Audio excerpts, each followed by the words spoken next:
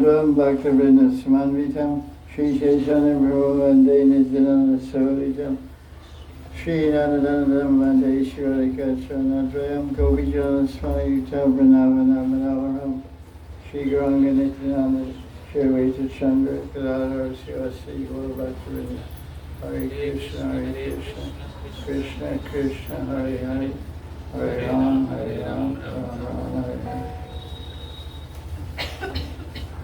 This is Karti class 2025. We're continuing with Krishna Karnamrita from verse 42. I'll just read the verse, the English translation. Okay. 42, right? Alas, what shall I do? To whom shall I speak? Let whatever I have done in hopes of meeting Krishna be finished. Please say something auspicious, but don't speak about Krishna. Alas, Krishna is lying in my heart like Cupid. Therefore, I can't give up talking about him. I cannot forget Krishna, whose smile is sweeter than sweetness itself, and who gives pleasure to my mind and eyes. Alas, my great thirst for Krishna is increasing at every moment. So that's the verse and the commentary we were reading.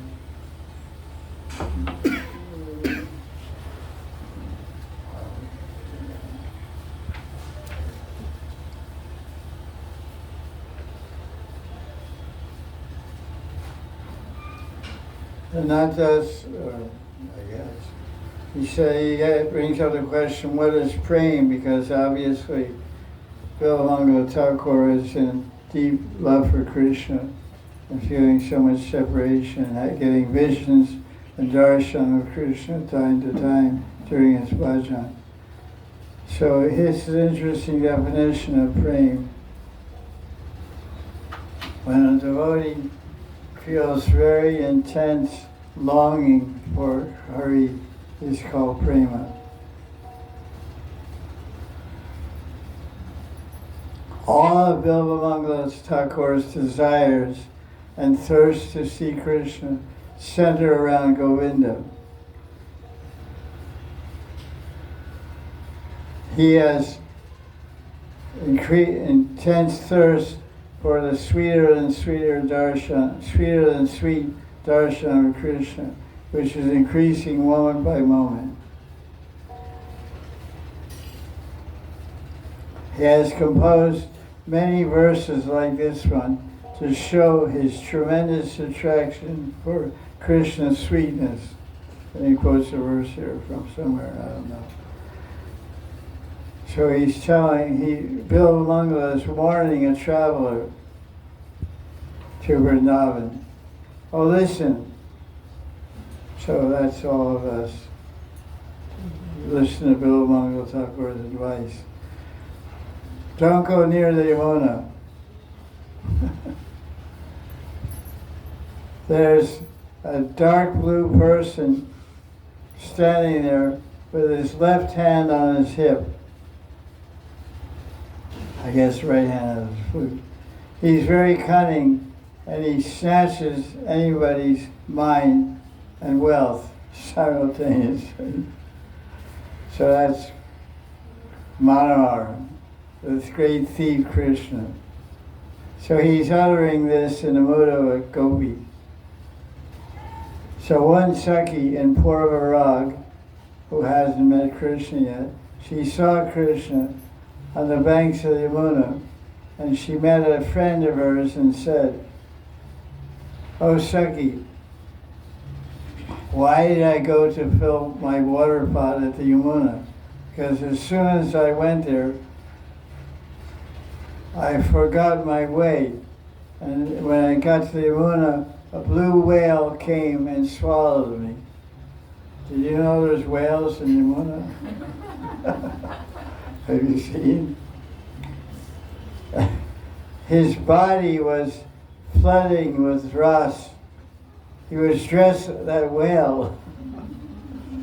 That blue whale was dressed like a great dancer, and his top knot was tilting to the left. So you ever seen a whale with a top knot? So why is Krishna's hair is tied in a knot above his head and tilts to the left? Why? The same as peacock feather. To shade Radharani's face from the sunlight. So his top knot is like a little umbrella, blocking. It blocks the sun rays. It doesn't go to the right. So it's like when they make crowns for Krishna and Radharani, they always make Radharani's crown point towards Krishna, and Krishna's crown point towards Radharani. So they have these kind of curved crowns that go like this. And Gaura-Nitai, you see also, the crowns go towards each other. That's the correct way. If you're following the Leela of Krishna and Gauranga. So he stands there in style with his overflowing with artistic beauty. He has a beautiful dot of Gaurachan in his forehead that resembles a full moon. That blue whale, his face is surrounded by curly locks, and he stands in a threefold bending form, which is nothing but a noose to catch the hearts of beautiful girls. So he's standing in a very seductive, beautiful, charming, artistic way, which completely captivates the eyes of young teenage girls in Vrindavan. He's expert at catching girls. We learned some lessons from him. If you want, you can learn it. It's not that he doesn't want to, but he's so much afraid of his wife.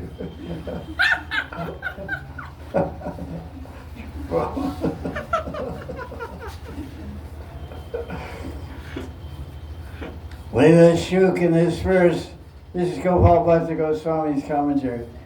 He's expressing, you probably guessed by now, but he's expressing his tremendous thirst to have Krishna's darshan. I mean, imagine you're not Babaji, you write a 400-page book and keep saying the same thing. It's amazing. I'm astounded by this. How, because every verse is like that. So his thirst for Krishna is ever increasing. So he said, when we feel, so now Gopal Bhatta Goswami is defining what is bhakti. Bhakti means to feel thirsty and desires to attain Krishna alone. And one doesn't desire anything else. This is the meaning of bhakti. The more we relish Krishna's madhuri, sweetness, the more the relish increases. So then he quotes a verse from Chaitanya Charitamrita. Krishna Shanti Nai Krishna Bade Nirantar. This Trishna for Krishna. Krishna means thirst. The thirst for Krishna never gets pacified. Shanti Nai means never gets pacified, never gets quenched. You're always thirsty. It always increases. Nirantar means no end. Bade means gets bigger and bigger, increases, never ends. So line 3 describes how is this Krishna? Why is he we're so thirsty for him? So line 3 says, Madhur Madhur Smera. Smera means smita, smita means smile. It's interesting how, I don't know about your language,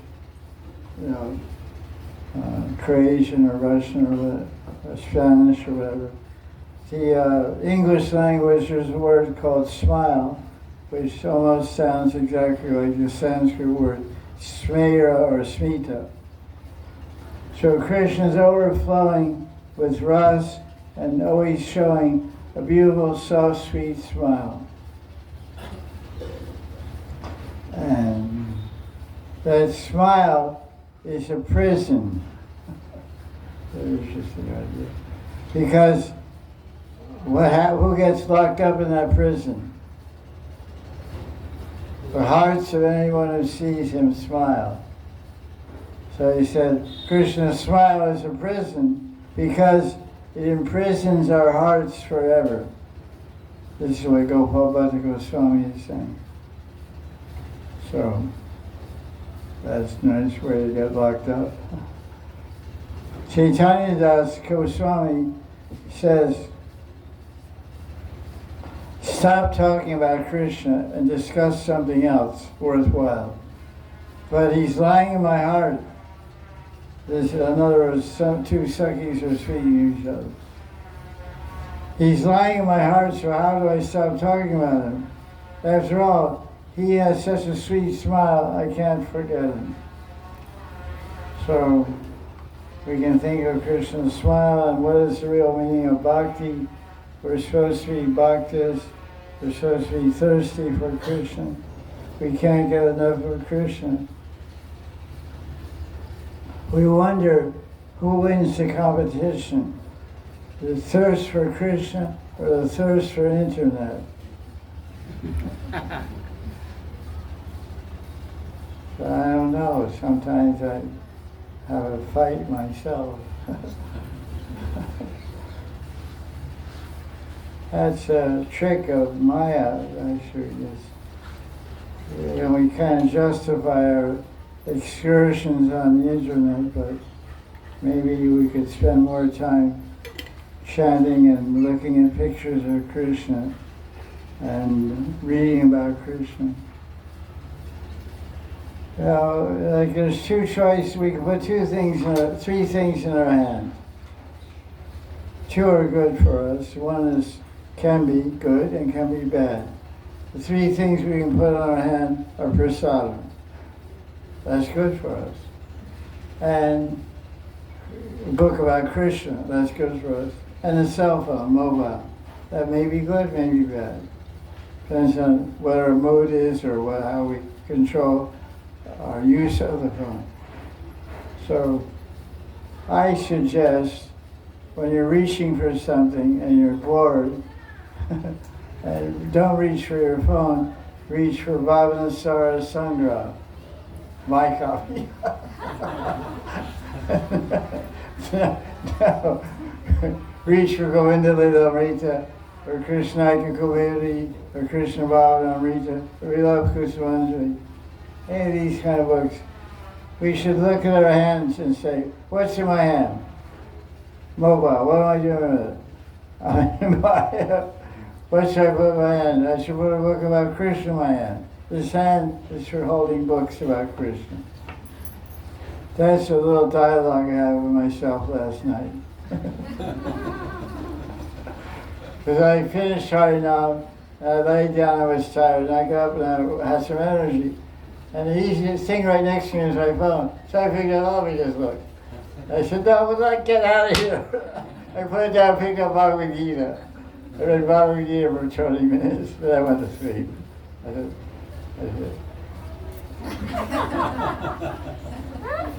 Hey Bhagavan, save me from myself. The enemy is within. Think about that. So now it takes 43. Okay, we're right here. 43. Abhayam vilochanabhyam ambruha vilochanam balam dravyam abhi parirabdam dure mama hanta deva samagri. Hanta, alas, for me, to get darshan of that young boy with lotus eyes is far, far away.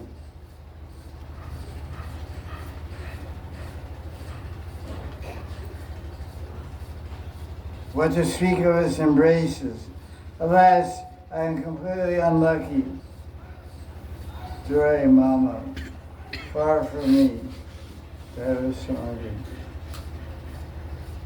Vilochanabhyam darshan. Forget about being lucky enough to get darshan of that lotus-eyed Krishna with both my eyes. I will.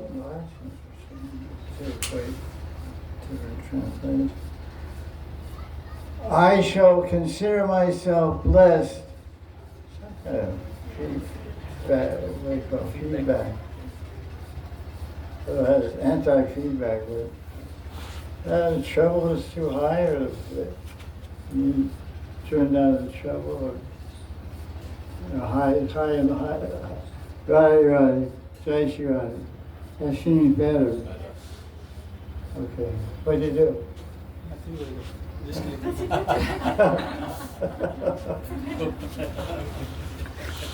Midas touch, magic touch. So let's see here. Reason. This one is more correct. Forget about being lucky enough to get darshan of that lotus-eyed Krishna with both my eyes. I shall consider myself blessed if I can get his darshan with the corner of one eye. Is that there? Maybe that's translation. So in these verses, it's not working right. It's supposed to be a good speaker, but can you do something with it? Jai Jai Sri Radhe. Oh Krishna Govinda. Jai Sri Radhe, Jai Sri Radhe, Jai Sri Radhe. Radhe, Radhe, Radhe, Radhe. Govinda, Govinda, Gopal, Govinda. Radhe, Radhe. Jai Sri Radhe. Junky thing. Costs a lot of money. Hey, wait. Turn that master volume down. Right. Okay. Oh, that's good. You can hear it. Okay, let's get into it. So, okay, so this is, I will never see that hit Krishna's moon-like face again. My body is shrinking and getting thinner day by day. I will not live much longer. How much can I cry and how much shall I cry and sing Krishna's glories? My life is in peril, since I cannot see my beloved. I have no strength to sit or stand. How many nights shall I stay awake? Where did my treasure disappear, along with them all my joy? Who stole my life away? I will never go to the banks of the Yamuna. I will never see Sham underneath the Kadamba tree. My life is so shameless, it refuses to leave me. The poet Ganadas says, my heart is shattered on seeing Radha's plight. Radha is experiencing in this verse a symptom, a Sansari Bhav called glani. Glani means weakness. And then he quotes Rupa Goswami's Hamsadutta. Has anyone read this poem? This small, it's like a little drama. I don't know what it is. It's a little book, I guess, called Hamsadutta. Has anyone read it? There's two small books that Rupa Goswami wrote that you read them together, they're a pair. One is called Hamsadutta, and one is called Urva Sandesh. So Hamsadutta, Krishna has gone to Mathura, he's in Mathura, and Radharani and the gopis are in Vrindavan. And Radharani says one day, after so many days, Krishna, he was in Mathura for 15 years or something, quite a long time. And she said, Lalita Sakhi, I want to go commit suicide and drown in the Yamuna. Because she's the daughter of Sri Radhe, and I'm a Sri worshipper, so I want to give up my body, offered to his daughter, Yamuna. So she's on the bank of the Yamuna, about to give up her body. And this is what's described in the book by Rupa Goswami. It's a very amazing book, actually. Very small and very rustic. It's in English. Banaswami, Kushakrata, different people translate it. Gadadhar Pran translate it. Jagadananda also translate it. Many people. A small book. So then a swan comes up the Yamuna, and Lalita sees the swan, and it's a dialogue between it.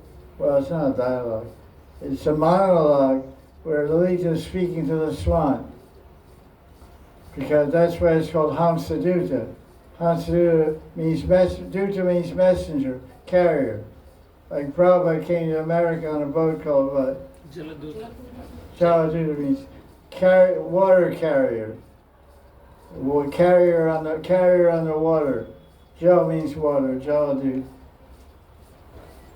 So that Jaladuta carried the water to put out the samsara by Prabhupada's mercy. That's an interesting name for the boat, Jaladuta. Samsara Davan Alaliya Loka Chanaya Karina Ganaganatva. Ganaganatva means a huge rain cloud. So his mercy destroyed the forest fire of samsara for all of us. So the Hamsaduta means swan carrier. So Lita's saying, listen, you can fly to Mathura. You should give a message to him. Tell him that Radharani's about to die and we're all missing him.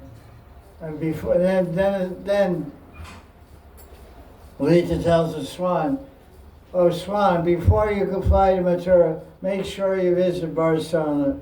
And then so Lita goes through all the Leela stories of Vrindavan. Make sure you stop at Keshi Ghat.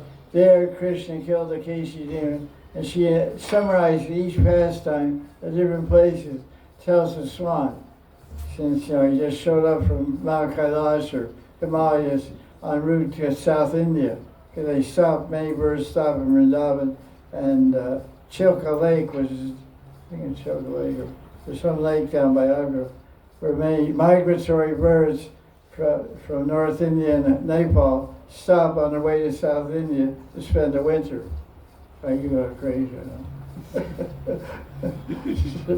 So these birds, the birds wasn't usually there. So she saw and make sure you see all these places. And then she said, when you go to Mathura, you can recognize Krishna like this and that. So that's Hamsaduta. And then when Krishna receives that message from the swan, from Lalita, he writes a message back. That's called Uddhava Sandesh. Anyway, they're very beautiful books you can read. So here, Krishnadas Kaviraj is quoting Rupa Goswami's Hamsaduta in his commentary. Oh dear swan, Lalita said, please go tell Krishna Mathura that Radharani, whose eyes are like the blue lotus, is greatly suffering the pangs of love and now lying on her deathbed. The Sakhis have stopped giving her any medicine since they're convinced that Radharani will no longer live. But still she can not give up the hope of meeting you again. It is this hope that is forcibly keeping her alive. Oh Swan, please don't delay. Go quickly.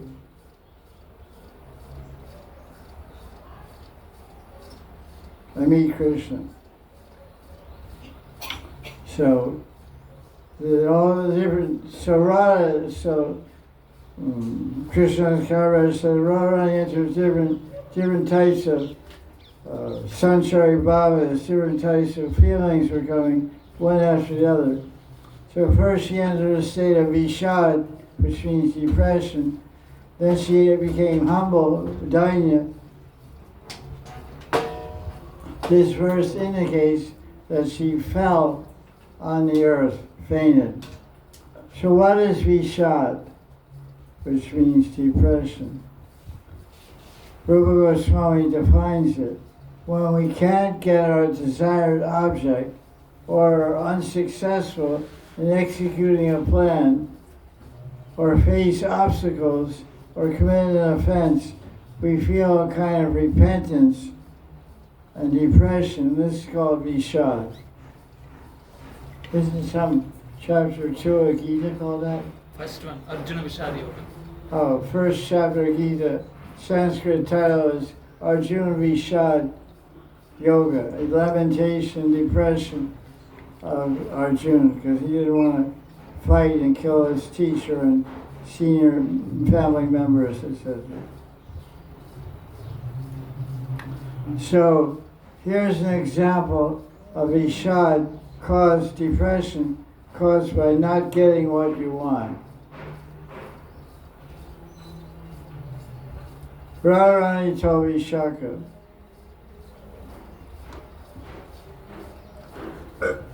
Saki, today I could neither hear Krishna's speech or gaze at his face properly. Alas, after an eternity, I got a beautiful chance. In other words, somehow Radharani was, this is a verse from Vidagdha Madhav, quoted in Ujjvala Nilamani. Rupa Goswami is quoting his own book. That's interesting. And so Radharani is somewhere out in Yavat or somewhere, and Krishna's passing by, and Radharani can't really look at him and can't really speak to anything to him, or can he say anything to her?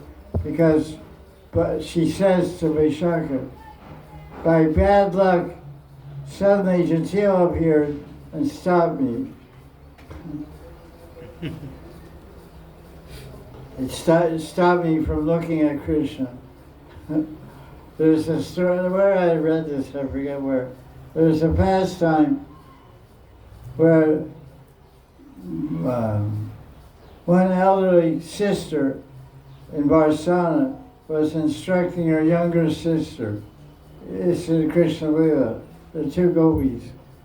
And she said, listen, now it's about 5 o'clock in the evening. Krishna is going to come behind the cows and walk through Varsana.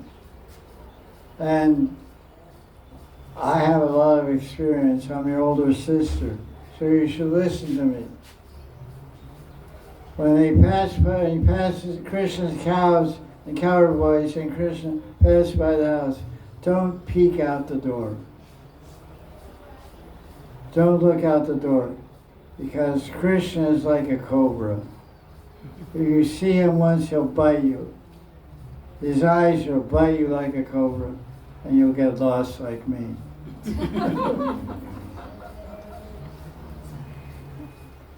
So she said, okay, big sister, I'll follow what you said. I'll do what you said. So then Krishna playing his flute and panpipes and coming with the cows and the cowherd boys. And this girl went to the front door. You know, girls are naughty. And just opened it quietly. Her big sister was sleeping. She looked out the door. It's very painting like this. And then Krishna saw the door open. And because he's God. You know that.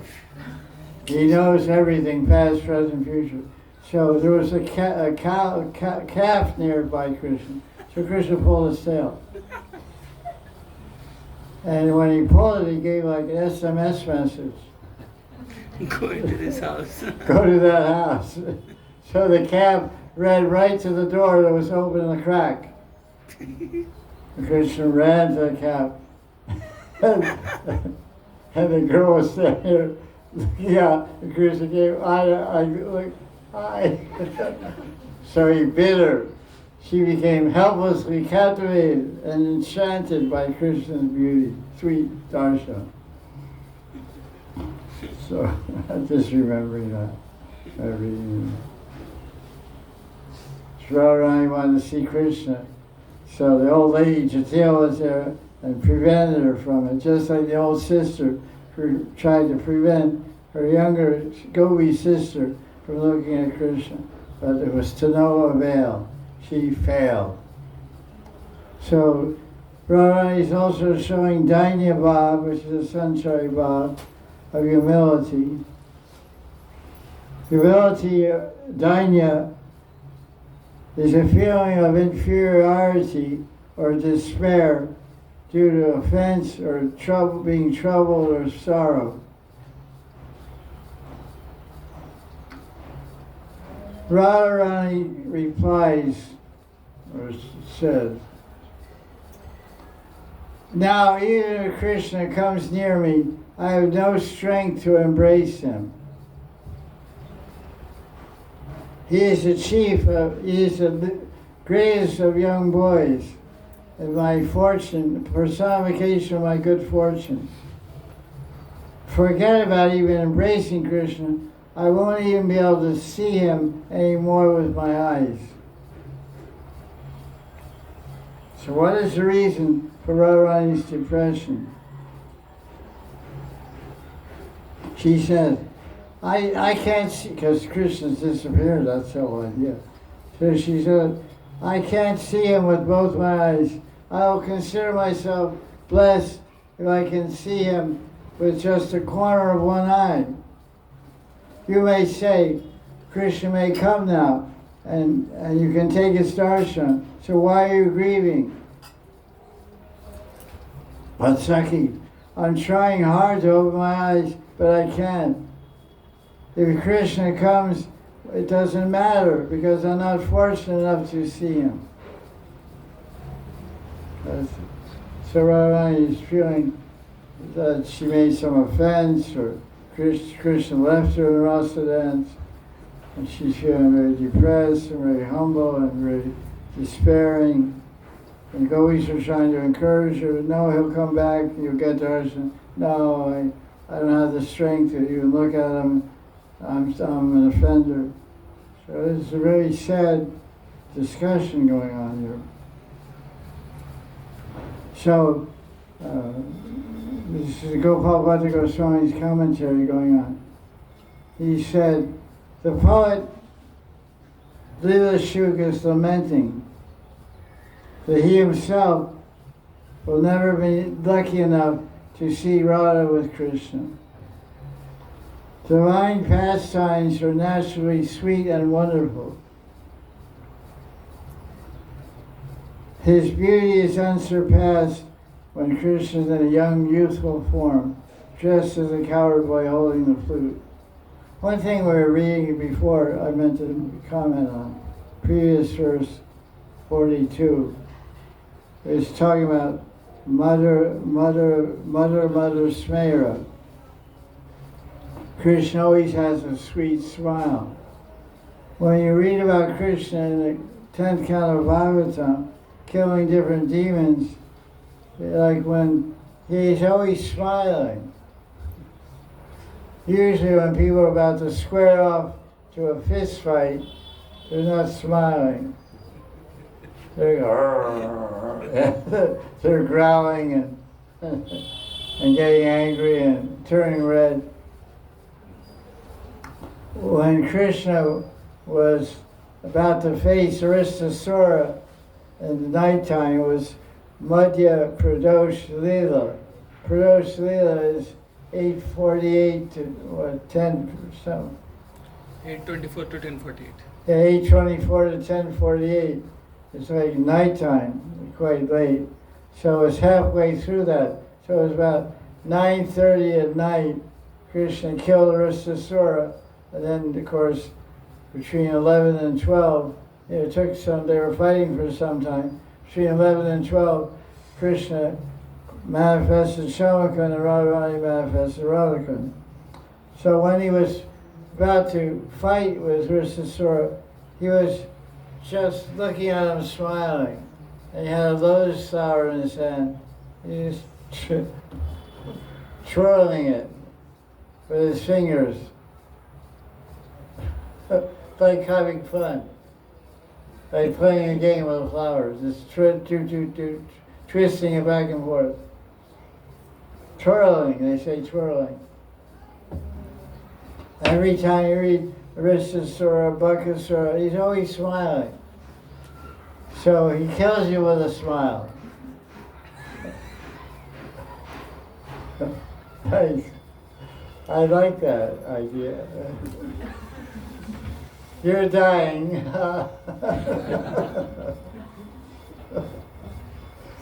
Krishna's amazing. Okay, let's go on. That's just from the last verse. So, okay, so now, okay. Radharani's Mahabhav creates infinite desires in the heart of Krishna. Radharani's intense Mahabhav love forces Krishna to dress up beautifully and wander from kunja to kunja. Radharani's love makes Krishna express so many fantastic love sports. There is no end to the Leelas of Radha and Krishna. That's like, we have all these books in Gaudiya Sampradaya about Krishna Leela.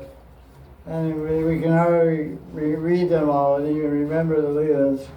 Now, you go to another Sampradaya, like Nimbark Sampradaya or Vallabha Sampradaya, they have so many books about Radha and Krishna Leela that we never heard before. Or you meet some Brijvasis from Barcelona, they'll tell you 10,000 Leelas. And you never heard before. Because Krishna, not the Leela, not the Rupa, not the Namam. There's unlimited names, unlimited Leelas. Whenever you meet a Brijvasi, like we go on Yat Prach Yatra, time to time. And when we go to some temple and meet some Pujari, we ask him to tell us Leelas about the Murti or about Radharani Krishna. And they tell us these Leelas. Wow. Even you hear the same Leela, you never heard it that way before. So the answer is, how is it different? Every kalpa is different, played differently.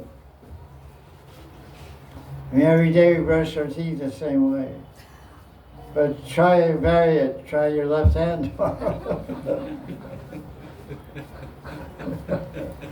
So Krishna never does the same Leela the same way. Like the Shringa Bhagavan. Bhagavatam says the Shringa manifested from a column. But Hari Bhakti Sudodaya says he walked in the front door. That Hiranyakashipu was taunting his son, Prahlad Maharaj, and saying, where is your God? Is he in his pillar? And Prahlad said, yeah, he's in the pillar. He's everywhere, he's in your heart. And so he was shy, and so Hiranyakashipu said, I don't see him. And when he said that, then the huge light came in the front gate of the palace. There was first a sound like an atom bomb blowing up. The roaring of the Nishringa, rah, an old light like 10,000 suns. And Hiranyakashipu was scared. And Prahlad, he was just staring at the front gate in the bright light and hearing the loud sound, completely stunned. And then Prahlad said to him, whispered to him, that's him. Where's your Lord? He said, that's him. And then he found out, got an introduction a few seconds later. Needed some laser surgery on him.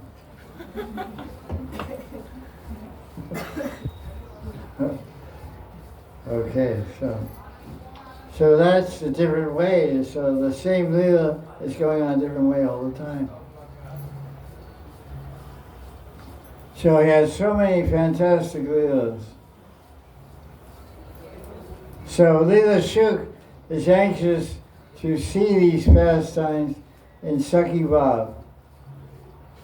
He is depressed, that's why he says, Hanta Les, I can't see these. Because he's not have the fortune to see these pastimes. As a sadhaka, Leela Shuk wishes to embrace Krishna with his eyes, because he thinks it's impossible to get an opportunity to physically embrace Krishna. It's a fact, it's very difficult for someone to get an opportunity to embrace Krishna. The Krishna is extremely pleased with the devotee. Very fortunate devotee who received the embrace of Krishna. Can I have some water?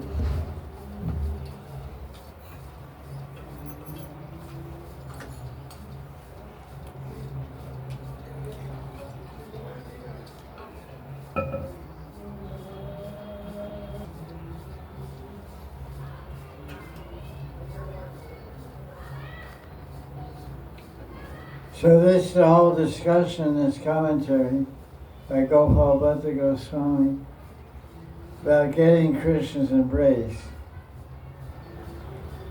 What does Lord Chaitanya say about the Krishna's embrace? It is the last but one thing. Shikshastakam. Ashvishava Paravatam. Adarshanan marmahatam karotu va yatha tata va vidudatu lampato madprananatastu sayevana para. So Krishna may embrace me or he may break my heart by not being present before him. Ashvishya means embrace. Ashvishya, embrace me. So let's hear about this portion of. So who gets embraced by Krishna? Someone who's very fortunate.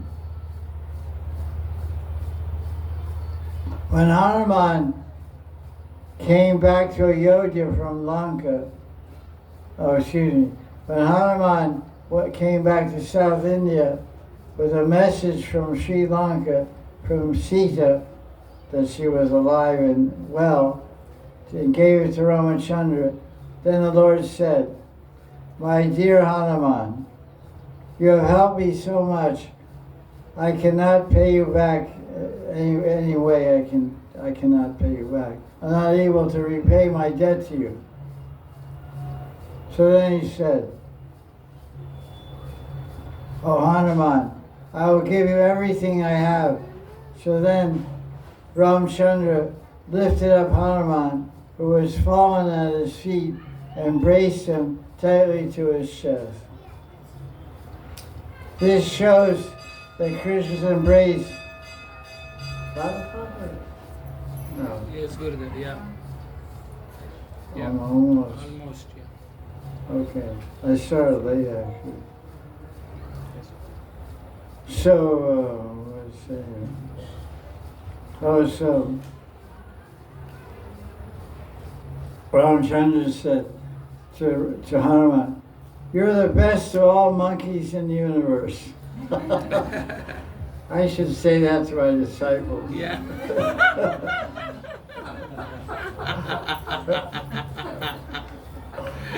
You're the best monkey in the whole universe.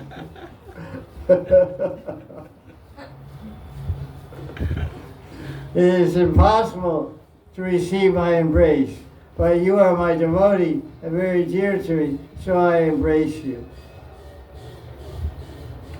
Now here's another example from Gaur Leela. Because maybe by the mercy of Gauranga, we can get the embrace of Krishna.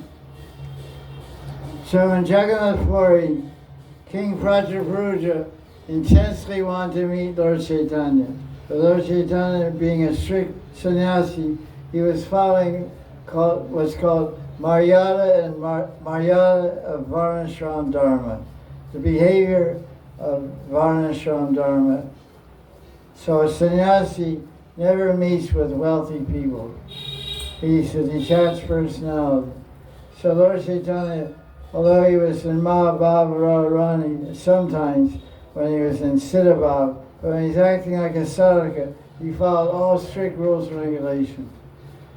For several days, he spent all night speaking Lila Katha and Rasa Katha with Ramananda Roy. But when it came to eat meals, he didn't eat with Ramananda Roy, because Ramananda Roy was kayast. He ate with Brahmins in that village. He went to Brahmins' houses and took his food, because that's the niyam for a sannyasi.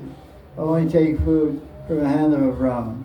So many examples of Lord Chaitanya showing the perfect achar, sadachar, which is called maryada, conduct behavior.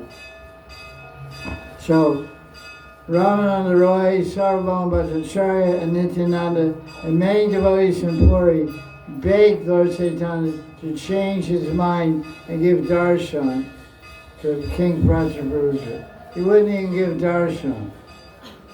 But the Lord kept quiet and didn't respond. One time he said, if you keep asking me like this, I'm going to leave Jagannath Puri. So, Sarvabhauma Bhattacharya was a big guru and acharya in Jagannath Puri. So he advised King Prataparudra, listen, when Rath Yatra comes, usually the Jagannath cart stops after a short time near Jagannath Vallabha garden. At that time, Mahaprabhu goes into the garden to rest. So you dress yourself up not as a king, but as a simple village person with dhoti and chadar. And you follow Lord Chaitanya when he lies down to rest under a tree on a platform in Jagannath Vallabha Bagisha garden. And when you go in there, you recite a verse from Venu Gita, or a couple verses. And I think you may please him by that, because when he's dancing at Rath Yatra, he's out of his body. He's completely in Radha Bhav. He's in Mahabhava Radharani. So he'll be unconscious, be not conscious to the external world. So he won't recognize you, won't see you. This being described. Oh, not Venugita, Govigita. So that's what King Prataparudra did. He went into Jagannath Vallabha garden. Lord Chaitanya was unconscious under the tree, absorbed in Divyanmad Mahabhava Radharani. And King Prataparudra went in there and recited a verse from Gopi Gita 10th Canto, chapter 31. Tava katamritam tapta jivanam kavibiritam kalmasapaham Sarvanamangalam Srimadattatam Bhuvigrunantiye Bhuridajana. And Lord Chaitanya heard that verse, although he was unconscious. That verse is spoken by the gopis. It's not part, it's transcendental vibration, going right into the heart of Mahaprabhu. And he immediately jumped up and embraced that person where the sound was coming from. Embraced King Prataparudra. And he said, speak more, speak more. And he spoke more verses from Gopi Gita. So Lord Chaitanya gave him full embrace, a loving embrace in the mood of Mahabhava. So can you imagine being embraced by Radharani when she's in the peak of her madness of Divyanmad Mahabhava? So that's a real unbelievable blessing for King Prataparudra. Mahaprabhu was lying on the earth with his eyes closed. The king massaged his feet in an expert manner. He glorified Mahaprabhu by chanting Jayati Tekam. The Lord heard this and became pleased and cried for more and more. They embraced him.